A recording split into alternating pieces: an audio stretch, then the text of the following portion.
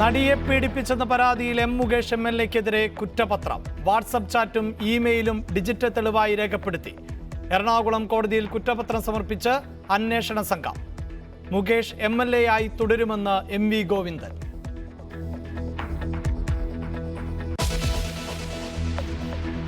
ഞാൻ നിരവധി വലിയ പത്രമാധ്യമങ്ങളെ വിളിച്ച് ഞാൻ സംസാരിച്ചിട്ടുണ്ട്.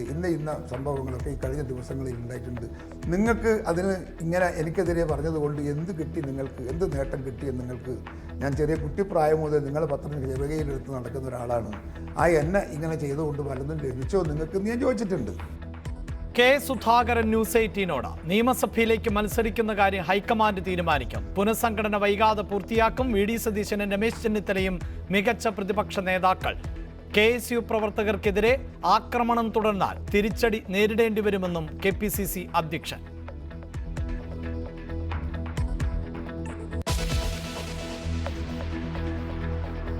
ജനുവരി മാസത്തിൽ കേരളം സാക്ഷിയായത് മനുഷ്യത്വം മരവിച്ച അരുംകൊലപാതകങ്ങൾക്കും കൊടും ക്രൂരതകൾക്കും.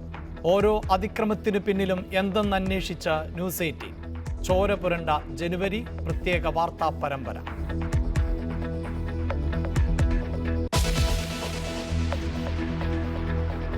ചോറ്റാനിക്കരയിലെ പെൺകുട്ടിയുടെ മരണം. റിമാൻഡിലുള്ള പ്രതി അനൂപിനായി നാളെ കസ്റ്റഡി അപേക്ഷ നൽകും. അനൂപിനെ പെൺകുട്ടിയുടെ വീട്ടിലെത്തിച്ച സുഹൃത്തിനെയും തിരയുന്നു. മാന്നാറിൽ വൃദ്ധ മാതാപിതാക്കളെ ചുട്ടുകൊന്ന മകനെ ഇന്ന് കോടതിയിൽ ഹാജരാക്കും.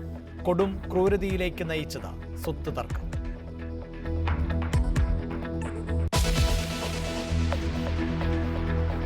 കൊച്ചി ഗ്ലോബൽ പബ്ലിക് സ്കൂളിലെ വിദ്യാർത്ഥിയുടെ ആത്മഹത്യയിൽ ഊർജിത അന്വേഷണവുമായി പോലീസ്. മിഹിറിന്റെ അമ്മ ഇന്ന് ഉച്ചകഴിഞ്ഞ് മൊഴി നൽകും. സ്കൂൾ അധികൃതരുടെ മൊഴിയെടുക്കാൻ ഹിൽ പാലസ് പോലീസ്. 2 ദിവസത്തിനുള്ളിൽ റിപ്പോർട്ട് നൽകണമെന്ന് വിദ്യാഭ്യാസ മന്ത്രിയുടെ ഉത്തരവ്. കുട്ടിയുടെ മൊഴിയെടുക്കൽ വൈകിയേക്കും.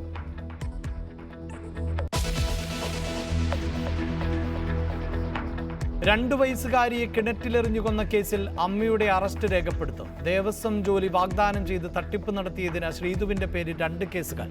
തമിഴ്നാട്ടിലെ മന്ത്രവാദിയും നിരീക്ഷണത്തിൽ. ശ്രീധുവിന്റെ 2ാം വിവാഹവും അന്വേഷിക്കും.